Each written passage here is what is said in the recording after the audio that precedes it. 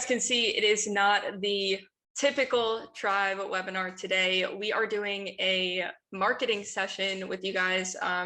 This is going to be a continuation of the winter-proofing your business, but we're just taking it from a marketing perspective because I think there's a lot of misconceptions and mistakes that people make when it comes to, rates going up and there's not as much business in the industry. People tend to cut back on their marketing, which is really what we're going to say is the opposite of what you should be doing. So we're going to go through this and, it's going to be pretty much like the question and answer. I think, especially in this industry, there's a lot of question around marketing because you guys don't sign up to be marketing professionals. You sign up to be mortgage professionals. So understandably so. So as we go through this, please feel free to unmute yourself, raise your hand, whatever it is, if you have any questions. Zach and I are the marketing nerds here, so we're more than happy to answer any questions you guys have. So kicking things off when we're talking about winter proofing, rates are going up and there's not a surplus of business in the industry as you all experienced last year. I think kind of the first thing that people want to do is really cut back their marketing budget because they view it as an expense. It's something that they set aside money in their budget on a monthly basis, and they say, this is what I'm going to spend on marketing. It's because the better your marketing is, I think this is such a typical thing. People want the cheapest marketing. What's gonna get me the most bang for my buck? How can I spend the least amount and get the most results possible? The answer is to have the best marketing possible. So the better those ads are, the more successful they're performing, the less you're going to be paying per lead and per acquisition. And really, that's the answer that no one likes to hear is it's going to take consistency and it's going to take time. And, a lot of people don't want to put in that time to see the results, but the chances of you starting an ad tonight and running it for the next 3 weeks and getting a boatload of business out of it is less than likely. I think everyone kind of wants to have these big, powerful ads that are cutting edge and you want to break the mold, but the reality is all it takes is your run-of-the-mill consistent messaging and continuing to be consistent with putting ad money into those ads, and then you'll start to see results. Because it's about building a brand, building trust between you and your target demographic, and that's where you're going to see people reaching out to you to ask the questions. If you're sparking questions within them, that's a win, because they're going to come back to you when you do spark those questions, because you're showing them that you know how to solve their problems. So sorry, Val, one thing I want to add to that is so with what Val's talking about, winter-proofing your business, something that's extremely important is you guys have built a database of past customers. Your referrals that you get from your past customers are always going to be your highest converting lead. But one thing that I think is extremely important for all mortgage professionals is how you're staying in front of that database. So it's not just through the automations that are going out in your CRM, but being able to leverage social for that. So being able to take that custom audience, drop them into Facebook. You can run ads that target those individuals, and really, the people, and to kind of allude on what, Val was talking about, is the consistency behind it. And I think, being able to use that database and target people on Facebook, for example, part of the reason that people go on social, people that go on Facebook or go on Instagram, is to be social. So what I would do is I would take that database, and you could, you can create a custom audience where, you're running an ad that talks about, the market, how things are moving, what inflation is doing to interest rates, but you're reinforcing what you do as a professional. And then what I would do, and Brad, I'm going to pick on you here because I see guitars in the background, is I would create a post out where you're you're playing some music, you're showing your personality, and that audience is then seeing you for who you are and what you're into socially. And then when you're running that ad that's talking about, the mortgage, like interest rates, how things are moving, how that's affecting borrowers, with lack of inventory, what are steps that you can take to be able to, to get into a home and compete with these, these cash offers, and so the point that I'm getting at is when you're using that database and you want to stay in front of that database, there's a huge opportunity on social to create custom audiences to be able to do that. But the people who are the most effective is they also share their personalities. They share what's important to them. At the end of the day, when someone signs on Facebook, they don't go there. It's like, hey, let me buy a home. I'm going to go to Facebook and find my mortgage professional. What they do is they go on social to see what their friends, their family, what they're up to. So you can mix in ads that talk about, uh, interest rates and why you need to, look at lowering it. You can also talk about, benefits. Obviously, with today's market, interest rates are slowly rising. You've got the ability to, maybe it's talking about cash out, refinances, because equity, the value of people's home is going up. So being able to run an ad where you're talking about, hey, use that equity in your home for your immediate needs. Maybe it's sending your kid to college and using some of that money for tuition, or maybe you've always wanted to add a pool to your backyard, or you want to, redo that kitchen. It's about how you present the, where the market's at, and educating people. People don't go on Facebook to be sold. So if you focus your mission, on educating, offering value, that's where you're going to see a higher engagement in terms of, the content that you're pushing out and the content that you're more consistent with. And then when you're mixing in part of your personality, so, Jesse, you're at a Dodgers game and you're sharing a win of, the Dodgers winning, and you're kind of showcasing your personality there. Like, people are going to see you as a normal person, and that's just what Nathan's passionate about. And then you're mixing in your social content that talks about the market and how things are moving and how that affects people. That's where, you're going to have you'll generate a lot of success from it. And the other thing you could look at is with that custom audience, so that list of past customers, you can also create what's called a lookalike audience. So that helps you find people that have those same tendencies, the same search behaviors as people that you've already done business with.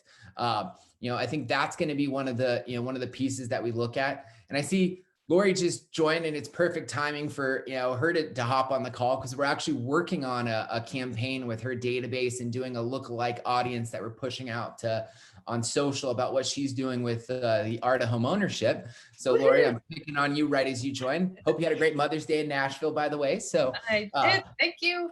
But what I want to focus on with these databases is, like, be in front of the people that already know, like, and trust you. The more that they're seeing you, the more that they're hearing from you, the more referrals you're going to generate.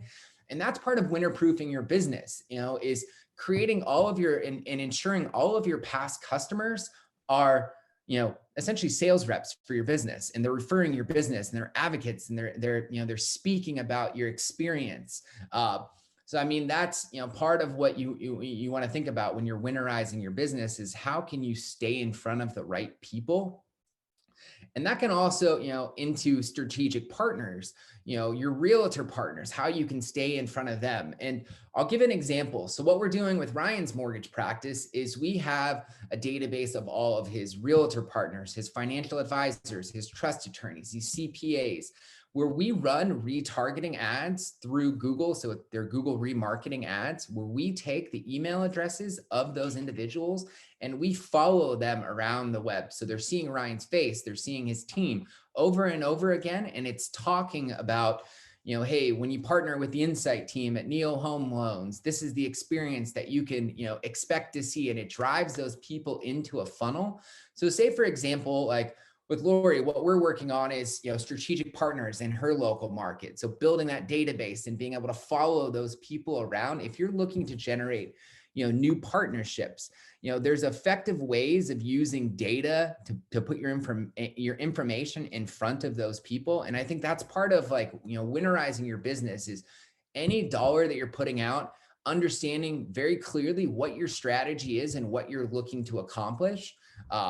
Because what we know is, between Facebook ads, Instagram, LinkedIn, retargeting ads, they're all really cost effective as long as you're pushing your information out with a very clear call to action and a message that is designed to, drive results on that. And anyone that's on this call that, has a database. It's very easy to, to be able to upload that and create it into Facebook. We can create, and Val, can help me with it, creating just a video showing you how to upload data into Facebook and create those audiences. Because I mean, you want your customers, you want people that know, like, and trust you to see you over and over and over again. And that's where you're going to generate more referrals, which leads me back to how I started it. Your highest converting lead are always referrals from your past clients. So it's how do you stay in front of them and not just using emails and sending out monthly dish recipes, which no one looks at, so it's, you want to make sure that the content that you're pushing out to people has an impact, that's just, it's extremely important that you're just targeted in your approach there. Yeah, I have 14 things off of what you just said, Zach, but I think one of them really is when you talk about targeting your past database, I think it's also important to use that to get more specific with who you're trying to target that isn't in your past database. So think of the last 40 clients that you've worked with and who you have been the most successful with. So whether that was just a personal connection that you built with them, or they were your raving fans after you closed the loan and they gave you 5 referrals. Think of all the things that those people had in common to establish who you should be targeting in your ads.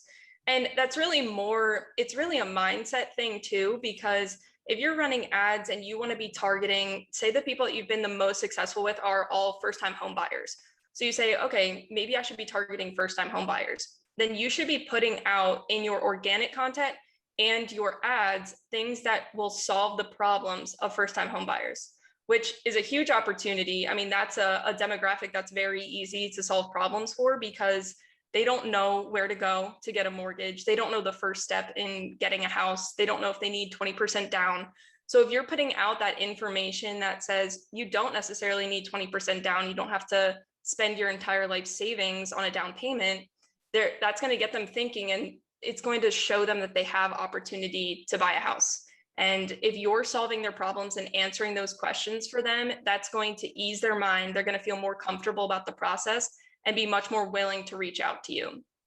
So I think that's also important to establish that personal connection and show that you're human on social media. Like Zach was saying, show things that you're interested in and part of your personality, because it makes people a lot more comfortable with you, and it shows them that they can reach out to you and you're just a person. You're just another human being on social media. So I would also urge you to not be too professional or too stiff on social media. Let loose a little bit and show your personality so that, your followers do feel comfortable with you and see that opportunity to reach out. Yeah, I love that. And just to to add to what Val was talking about there is, I would challenge each of you guys today to do what we'll call a mortgage myth post. So create a video that talks about a mortgage myth that you're hearing from a lot of your clients. So for example, you could do mortgage myth for first-time home buyers. Do you need 20% down to buy your first home? And explain that, because that is definitely just a misthought that these first-time home buyers have, is they think they need to invest their entire life savings on getting into that first home. And there are options, the FHA loans where they can get in at 3%, and being able to break that myth. And I would use in the copy, it's mortgage myth. What do you have like a question? So it's like, what amount of money do you need to put down for what percent do you need to put down to buy your first home? How much money do you really need to buy a home? And have a question that's pointed. And, I would challenge all of you guys, maybe you're focused on, you want to go after move up buyers, and you want to talk about, explaining to borrowers how now is, with home prices and home values, how they've gone up so much that, now might be the time to cash out and use that equity and just take advantage of where the market's at. But I would challenge each of you guys today is, after this call, create a mortgage myth video, post it on Facebook. I'm friends with most of you on Facebook. If I'm not friends with you yet, I'm going to follow you immediately after the call. So I'm going to make sure that it's getting done. Does anyone have, before we jump into the next thing, does anyone have things that they've been doing on social that they've seen a lot of success with, or any problems or struggles that they've had that we can touch on? I have a question, actually. So you guys threw a ton of value our way with like, hey, you should probably do a blend of personal organic content and also pump ad content. You made a mention to Brad about him doing a riff on his guitar because he loves guitars, and maybe pumping that as an ad. I guess for me, I have some confusion about number one, the blend. What is the ratio blend of, hey, organic content to ad content, right? And then, I've done a lot of research about this content thing, trying to figure this thing out. And another thing that I've learned is that you either want to be entertaining or you want to be educational, right? So, what percentage blend of those elements, educational, entertaining, personal, professional, and then, organic feed content versus ad content? Could you help us get some clarity on maybe some ratios to those elements? Yeah, I can take that if you want, Zach. Yeah, go You for can it. jump in if you want. I love the 80-20 rule for a lot of things. I would say, and this is also to switch gears a little bit, I would say 80% of your content should be providing value in some way. So whether you're educating, you're entertaining, you can kind of mix that into the 80%. And then the 20% should be asking them to take action with something. So whether it's filling out a lead form, scheduling a call with you, whatever that may be, you want to, that 80% is showing them that I know what I'm doing. I can provide a lot of value. I can answer your questions. And then that 20% is giving them the opportunity to say, hey, I do have a lot of questions. I'm going to reach out to you. I'm going to send you a message or schedule time with you. And when it comes to organic versus ad content, I wouldn't say that it's really a percentage. I think organic content, the more consistent that you can be, the better. So whether that's a weekly post that you kind of come up with a theme, if you do like Mortgage Monday or something along those lines, something that they know that they're going to consistently see, and then be posting content throughout the week. And with ads, it's better to be consistent as far as letting them run and letting them learn how they should be performing. So Facebook algorithm, the ads will learn as they go. So it will almost become smarter. So you should let an ad run for at least 2 weeks so that it knows who it should be showing the ad to and who's going to interact with it the best. So I would say, you're not going to be changing up an ad a few times a week because that will mess with the algorithm. So let the ads run consistently, but then be consistent short term in your organic posting and be posting at least, 3-4 times a week. Yeah, and I want to add to what Val was talking about is Facebook. When you upload that audience, you're running an ad. It does take them a little while to learn the audience and perfect that audience. So if you're going to be running an ad, have that mindset that you need to be running at least for 2-3 weeks minimum. I recommend at least a month typically, but depending on what your goal that you're trying to accomplish there. The other thing to touch on from an organic content standpoint is when you're sharing content just related to who you are and what's like just your story, who you are as a person, your family, like that's where people like. I use an example post that I'll share. So I posted something like pre-COVID, I spoke on stage at where what I thought was awesome. There's a couple hundred people. I'm like, this is rad. I'm going to get all kinds of likes and comments. Well, I got like 5 likes from that. But I posted a picture, of my son being born and now I'm a new dad, and I got like 500 likes, 400 comments. Everyone's like, congratulations. So the point that I'm getting at is your audience cares more about you. They care more about, what's like who you are as a person. So when you're sharing stories or you're pushing out content, organically just about your story, make sure it's something you're passionate about. Like if people can't feel that energy in what you're sharing, they're not going to, to relate to it. And I always think it's important, like when maybe it's, it's Brad, you're doing a rip on your guitar and playing some music, and you put some content, like some copy in that post where it's like, something that I've always been passionate about is music. And this is why music has been something that, helps me and, outside of work and relieve stress. And, from a day-to-day standpoint, I'm really trying to help my clients and make sure they're in the best position. But for me, for my mental sanity, music has been something that helps my mindset. And like people, when you're opening up on social, they're going to open back to you and comment and engage. And the reason that's most important is when people are liking, commenting, and sharing on your content, they're going to, it's going to be more likely that they're then going to see the post and the content that you put out related to, the market, how your mortgage business is moving.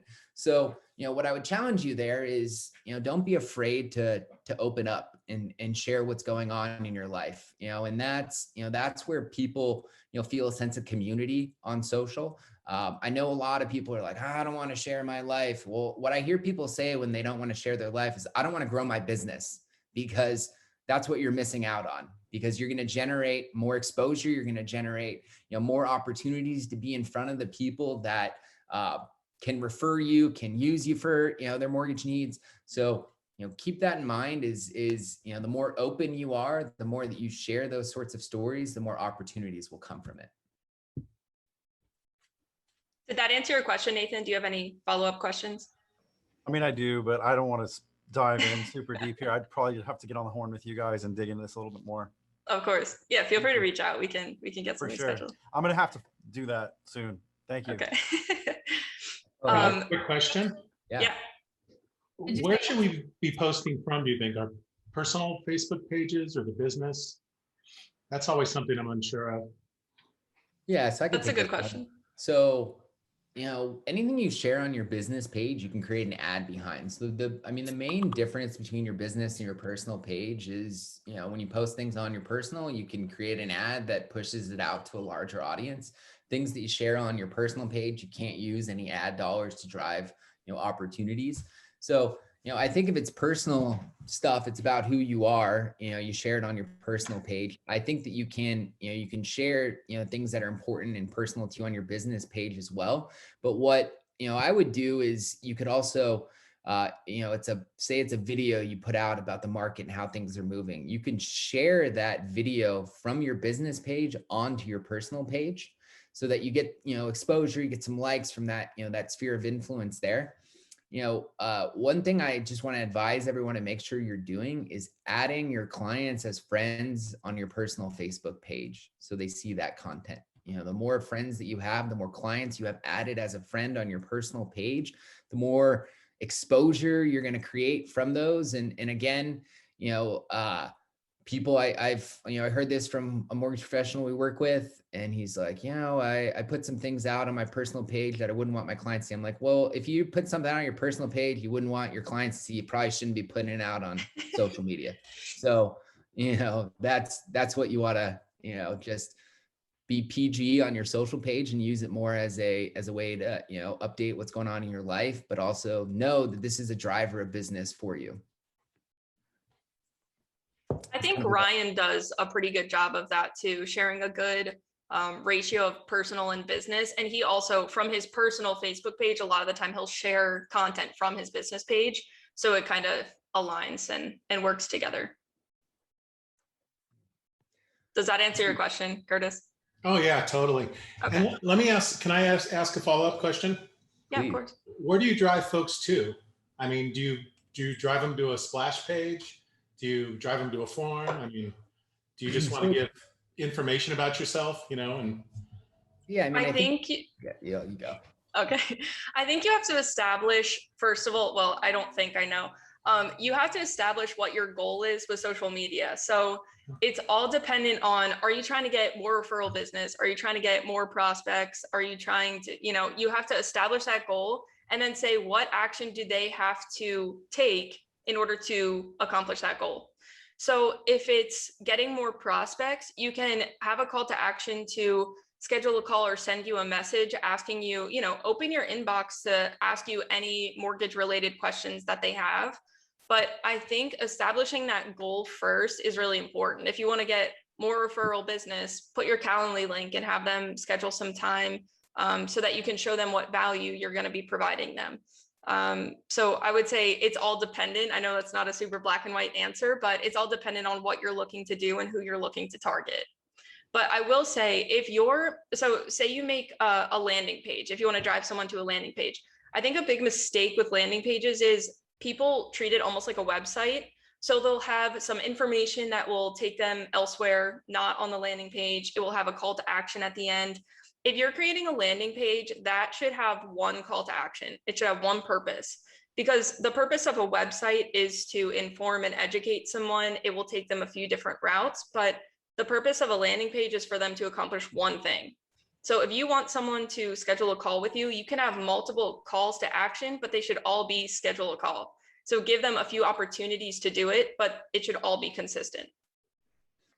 Yeah, and one thing I was just going to add to that, like when you're creating Facebook ads, there's different objectives that they present. There's a lead form objective where inside of Facebook, people can sign up and give up their information, name, email, timeline, they're looking to buy a home, they file bankruptcy. Like you can build a form that gathers that sort of info.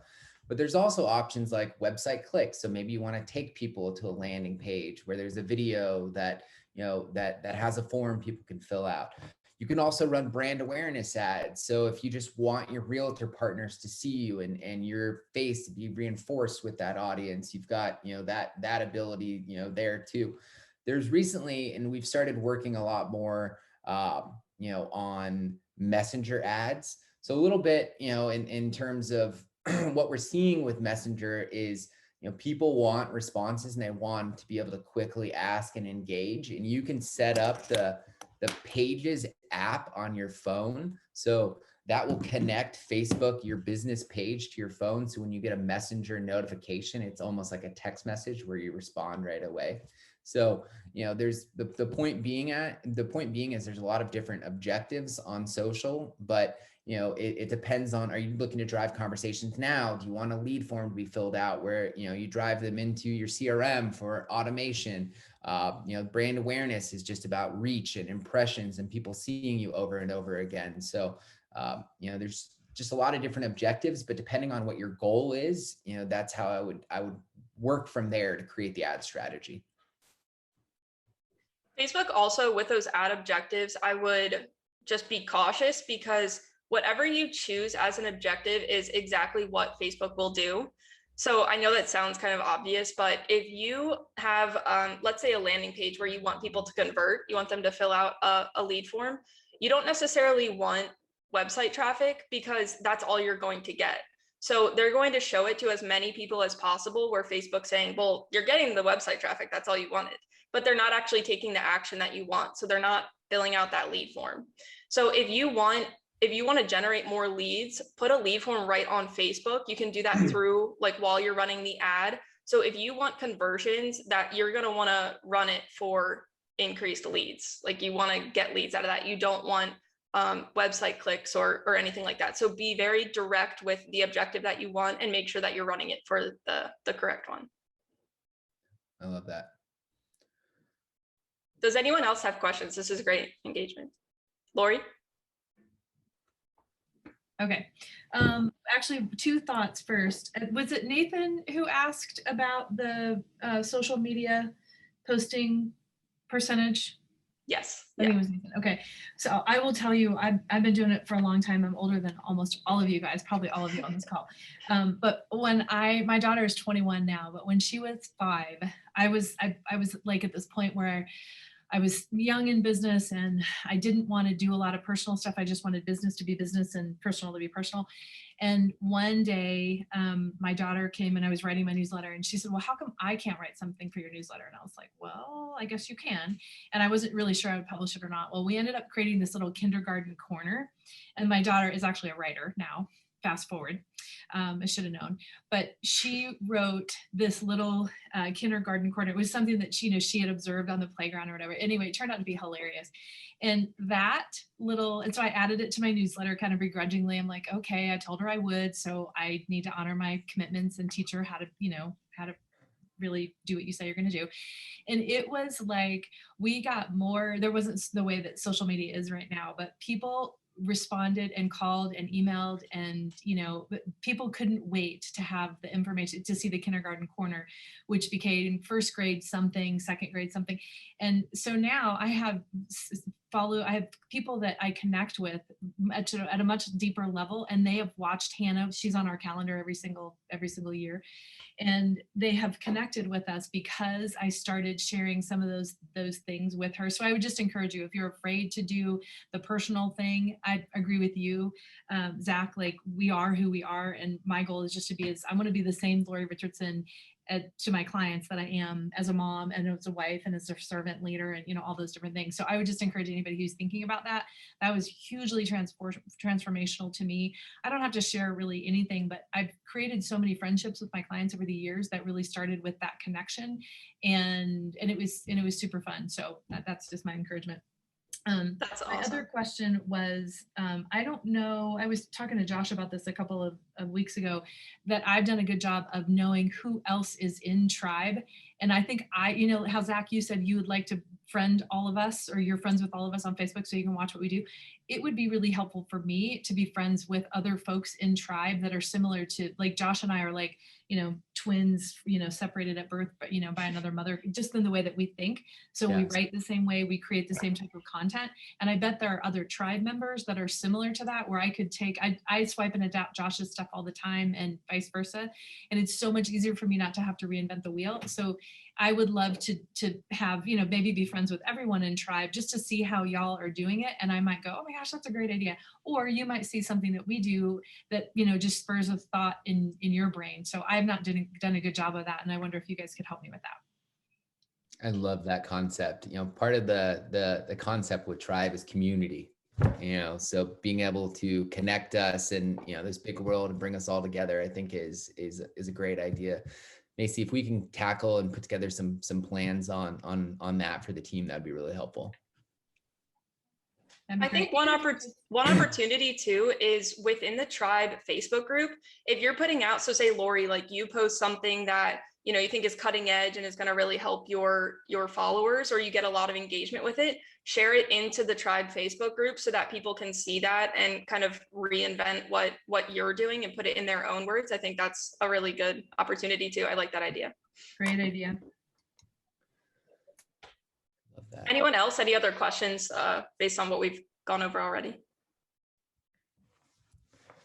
I'd like to just pose a question to the group, in terms of the last post, I'm going to put you guys on the spot here. So Eric, I saw you just turn the video back on, so I'm picking on you now. So last thing you did on social media, it could be LinkedIn, Facebook, what was the last piece of content that you pushed out there? The last piece was fed from Instagram through the rest that you mentioned, and it was around basically creating a bulletproof buyer. So, and then it fed to my YouTube page with longer content, but we took a snippet of that video to create buzz, what have you, drive activity, and then land to my YouTube and ultimately my website landing page. I like that. I think, I like that you talked about video content, and this is, I want to talk a little bit about the difference between stories and posts. So a story on Instagram or Facebook is, it's a short video that you can push out and it disappears in 24 hours. A post is something you push out on your page, Facebook, Instagram, and it lives on the page forever. One thing you should keep in mind is when you're using stories are designed to nurture your existing followers. So that's something you push out. You can see who's looked at the story. You can see who's comment or, sent you a message on the story. But, when you're thinking about how do I use a story versus how do I use a post, stories, you should really be thinking about, hey, I want to nurture this audience. I want people, it could be an update. It could be, you're traveling somewhere fun. You're doing something cool. You kind of give a look under the hood. One thing I have seen is Saturday morning stories always drive the highest engagement because people are curious. They're like, we know this person works like crazy. What do they do? Like, what do they spend their time doing on a Saturday morning? And you'll notice when you kind of look at the engagement and the views that your stories have is that, your stories on Saturdays typically get, the most engagement there. And, when you're thinking about your posts and how you're creating posts is, you use hashtags to try and get this, this piece of content pushed in front of more people. You can create, an ad that pushes it out in front of, a larger audience. So, just a learning moment there. The difference between a story and a post is, stories disappear in 24 hours. They're designed to nurture your audience. Posts live there forever unless you delete it, but they live there forever, and they're designed to help you generate more followers. So next time you're hungover on Saturday morning, let your followers know. Is that what you're telling me, Zach? Exactly. Going off of this, so I actually and I'll include this podcast in the recap, but I thought this was really cool. I had just listened to, it was a real estate related podcast, and they talk all about sales and marketing. And the one thing that the guest said that really resonated with me was, you attract people based on what they want, not what they need, which is really relevant in the mortgage industry, because I think it's really easy to be wired to say, I'm going to share all of this mortgage related content, which is great for retargeting, especially. But, one source that does a really good job of this, and I hate to say it, but Zillow. So when you're looking for, as a consumer, if I want to look for a house, I'm not going to go and say, wow, I need to find a mortgage professional. Maybe me being in the industry, I would know that that could be the first step, but consumers don't. So what they're going to do is go to Zillow, and they're going to look for a house because that's what they want. They're not striving to get a mortgage. They're striving to get a house. So in the real estate world, what people really do a good job of is, okay, you want to see this house, so give me your contact information first. They get their contact information, and then they follow up by solving their problems and telling them what they need to know, because you attract them based on what they want, but then you tell them what they need because they don't necessarily know. You, as the expert in the mortgage industry, know what they need. So it's your job to be informing them. But that podcast was really impactful. They give a lot of really, advice that you can implement right away. So I'll send that out, but I thought that was a good tidbit. Yeah, and I love that information. I do think it's a little ass backwards because people need to know what they can afford to buy before they go and search for a home. But also true. That's I think part of the the story there, and to what you talked about, the need, it's homeowners understanding what they need to do to be able to buy a home, refinance a home, that educational piece there. But that's great information, Val. Hey, Lori. Hey, Lori. Yeah. I have one thing I'm going to add to that. So I've been doing this for a long time, and we all have too. And I'm challenging myself right now specifically to think through like all the communication that we're doing, even like on a homework needs list to our clients, because like you just said, Val, most people don't really understand all of that. We've been doing it for a long time. We understand all the acronyms. We know, step 1 is to get pre-approved, and step 2 is, is then to go look for a house. But I had a client last night. I'm not kidding you. It's a person that's very close in my sphere, who shall remain nameless. I'm doing a loan for him. He's young, super bright kid, and works for Deloitte, and literally asked his dad. We were going through the process, and I only know this because his dad told me what he had asked. We put on our homework needs list, send a copy of your homeowner's insurance. And of course, he's renting right now, he's just buying his first house. Of course, a new first-time homebuyer doesn't have homeowner's insurance, right? They probably have renter's insurance, and he does. Well, he calls his dad and he said, because I don't have homeowner's insurance, am I gonna still qualify for a loan? I was like, what? Okay. Like, it's so, I'm thinking that some of these videos that we need to be doing, especially toward, I think it was either Val or Zach, I think Val last week, I was listening to it, and you were saying, talk about the solution or the problem and then find a solution for it, which that was so brilliant. But some of the things that I think I talk at this level going, here's how you do this, here's how you do that. But they really have a question of like, am I even going to qualify for a home? And do I have to have homeowner's insurance in order to get a home loan? Like, I was blown away by that. So I think you guys are totally head on. And what I wrote down was I need to simplify my message and make it easier to attract some of those people who don't really know that answer, that maybe don't have a dad to call, or, they're not going to call me. They're just going to fade away because they're too embarrassed to ask me that question. So I think you guys are spot on. That just completely floored me. Yeah, and I think it's also easy, you know, Lori, like you being in the business for a long time, I think it's easy to assume that people know a lot because it's just common knowledge to everyone in the industry. But there are so many things that, you know, especially first-time home buyers just don't know of. They don't know that it is, you know, something that should happen before they get a mortgage or before they get a house. My roommate that I used to live with, she was planning on buying a house, and she was fully prepared to put her entire life savings into a down payment. And I said, you don't need to do that. You don't need 20% down. She's like, yeah, I need 20%. No, you don't. So there's just so many opportunities, especially for that demographic, to be educating them nonstop, you know, when they're looking to get a mortgage.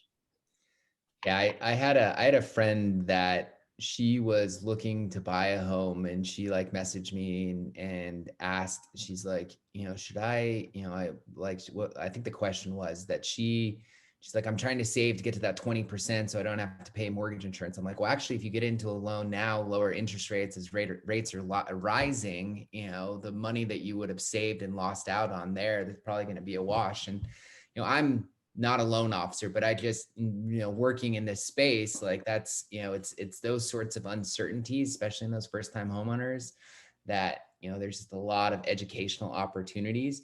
And also, you know, when you treat and those first time homeowners, you have a really good experience. Those first time homeowners are the ones that are, let's have a party at our house and bring all our friends over and tell everyone about that experience on how they bought the home, and, you know, how you helped me with that process and educated me through that process. So, you know, that's it's definitely something you want to think of, you know, because it's that group, you know, they're going to brunch on Saturdays and talking about with their friends how they just bought that home and what that experience was like. And it's just a natural referral opportunity for you.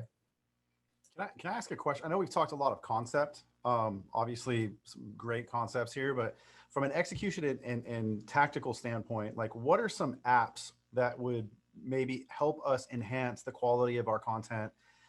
Maybe, I don't know, like reels. I know that there's reels and people have like little pop-ups. Like I'm super ignorant when it comes to the actual execution of that type of content. Do you have any like best practice apps or recommendations so maybe we can familiarize ourselves with the technology and maybe be more consistent? Because I think for me, man, I'm a perfectionist, right? Like I want to make sure that it's right and it's good and it's perfect before I distro. And like, you know, as a result of that, I don't post at all, right? So how do I make it easier, but also dress it up to where I can, you know, not be perfect, but good enough to where I feel that I can get it out there and be confident? I gotta take this one. Go So ahead. this, you know, I've got news for you, Nathan. You and I are no different. You put, you know, deodorant under both arms, you know, your pants on one leg at a time. Let me tell you something, you're not an actor, you know, so don't worry about being a perfectionist. Put your content out there, because the people who are the best on social are the ones who are the most consistent. In video content, people are always like, oh, I don't like the way I look or sound. Well, I got news. That's the way you look. That's the way you sound. So just focus on putting the information out there. And, you know, the concept of just the more that you do it, the better you're gonna get, you know. And I wish it was the same with golf. The more I play, the better I'd get, but unfortunately it doesn't work that way in golf. But what it does work that way in is video marketing, because you get more comfortable talking about it. And I mean, you can go on, you know, Amazon and buy, you know, one of these like lav mic things. I mean, the lights and you know, you don't need a heavy production setup, but you just need to do it. You know, it's like that Nike model, just do it. And I think the more that you do it, the better it's going to be from a video standpoint. From a graphic standpoint, you can look at a tool called Canva. You know, that's kind of a graphic arts tool for non-graphic artists. That's what I know a lot of people are using. You know, I think that would be kind of from a graphic standpoint, what I would advise you to use. But from a video standpoint, like don't overthink it. Buy a tripod for your phone. You know, you can get a stand for, you know, lights, and just start recording, you know, just drop it in there. And you know, I think the more that you overthink it, the more you get in your head, the less that's going to get done. So I would advise you to just focus on pushing the value out there and not getting in your head about, hey, did I say this, you know, perfectly? Because at the end of the day, people on social, like they, you know, the more authentic your content is, you know, the better it's going to be. And that's, you know, so just don't overthink it, you know, Nathan, is what I would say. Yeah, I would second that big time because I'll tell you in the beginning of, I say the beginning of my career, about a year and a half ago, I was working for a small marketing company. It was a startup, so it was me and the boss. And I really wanted to create content and push blogs out there and video content. And my boss was very much, in the mindset that you are, a perfectionist. He wanted it to be polished. And, I wrote a blog and I was so excited about it. And I showed it to him and he's like, it could be better. So I was always in this mindset of I have to be better before I post. And so I wouldn't post anything. We didn't put any content out and his business doesn't exist anymore. So you see that where that gets you. So now coming into where I am now and my last role, I would just post content. And half the time, I mean, even if I don't get ready in the morning and I just post a video, people still respond to it based on the value that I'm providing with the video content. So if you want, to dress your videos up a little bit, honestly, I just use iMovie to edit. If you want to put some text in it or anything like that, clip it down. But, as far as being really polished, I almost find that people enjoy just seeing you shooting a video with your phone rather than the really professionally done videos, because they almost look at it as you're blocked off from being a human being. Like if you just shoot a video on your phone and it's really authentic, they'll connect with it a lot better. Yeah, I love that concept too. And it's the same thing. Like when you're creating a story, you could just, you selfie style it and you're like, guys, I need to share something with you real quick. And like, some of the things that people feed off of is energy. So the more energy you have in those videos, the more likely, you are to respond. And I'll use like Josh as an example. Like Josh is just like high energy, just lots of passion. When you look at his videos, he's getting thousands of views because people are like, what's he doing now? And he always like starts doing something crazy, lots of movements, lots of energy, lots of things going on.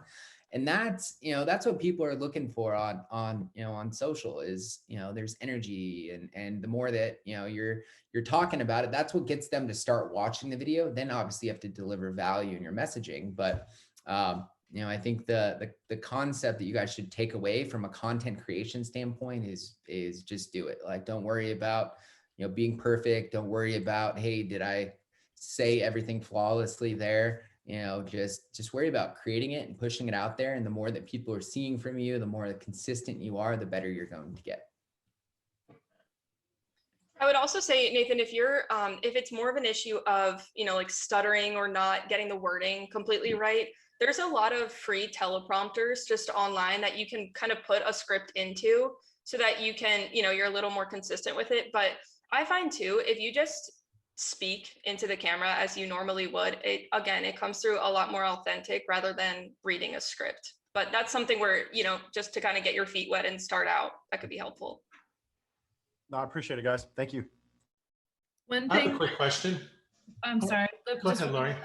One thing that helped me, Nathan, when I first started, and you're going to hate this idea because I'm just like you, I'm a super perfectionist.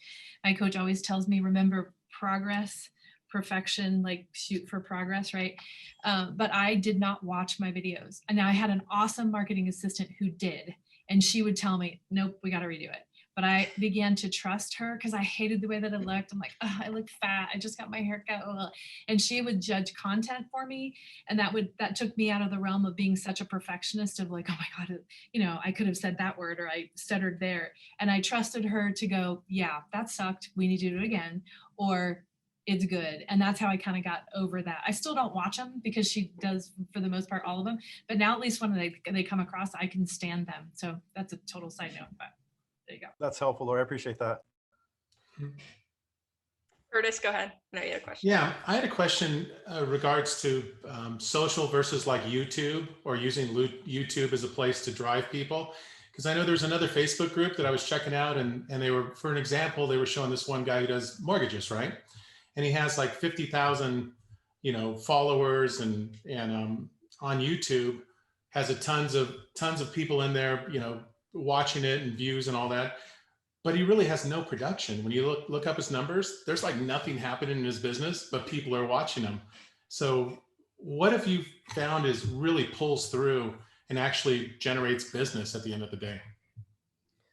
Yeah, I mean, I would take the way that I would explain this is that you guys, you have a sphere of influence. You have what we'll call your virtual farm on Facebook. So your virtual sphere of influence. When you're creating content and people are aware of what you do, you're going to generate more referrals. I think, someone who's just getting into business, they don't have that book of business. So there's a lot more awareness going on. I think at the end of the day, the video content's going to elevate your brand. People are going to see you more. Your referral partners are going to see you more. You can dive after, alternative strategic partners, your financial advisors, CPAs. Like, think of video content and social media as building your mortgage celebrity.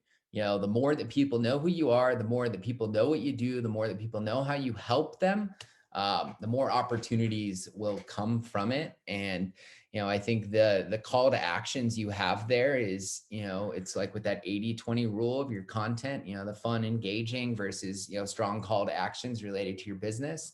That's where you're going to see the pull through. As far as the celebrity, because that really is a real thing. If you're consistently creating this video content and people are seeing it all the time, it's kind of going to give you this celebrity status. And if you're also approachable in the way that you're posting, it's going to be so much more impactful. So you're like a celebrity, but they can also reach out to you and ask any questions that they have. Like, I think Josh Pitts is a great example. If you guys watch Shred at all, like, he's kind of this industry celebrity because he has live videos every day, multiple times a day. I'm always getting notifications that Josh Pitts is live. So it's kind of that, when I see Josh at an event, it's almost like, oh my God, that's the Shred guy, because he's constantly posting videos. So it's all about balancing that celebrity status with also being approachable and being someone that they can reach out to. Yeah, I totally agree there. Did that answer your question, Curtis? Anyone else with the last few minutes that we have? Any questions that are burning?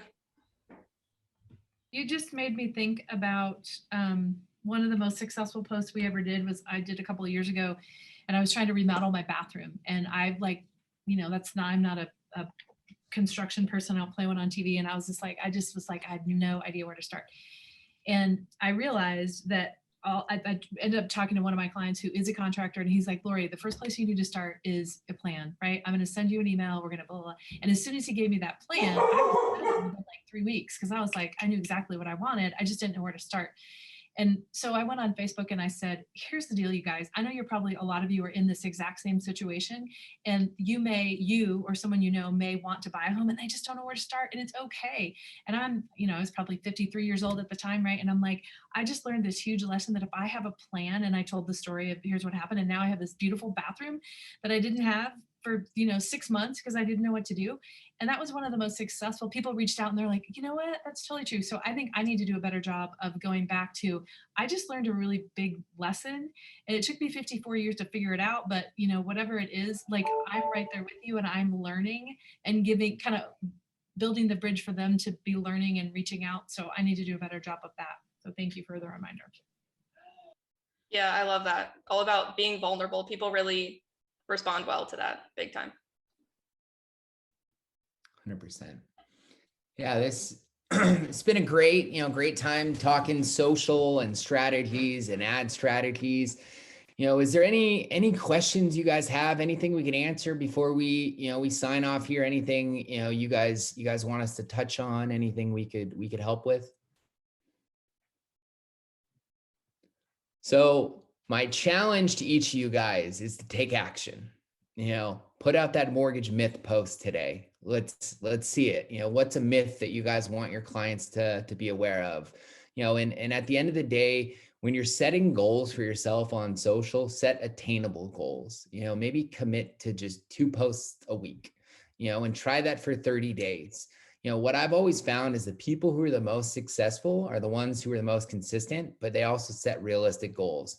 If you're new to social and saying, hey, I'm going to post every day, twice a day, that's going to be hard for you to achieve that goal. But if you say, hey, Monday and Wednesday, every week, I'm going to create a video and I'm going to push it out on Facebook, Instagram, LinkedIn, and you do that and you make it part of your business process and you standardize it, that's where results are going to come from.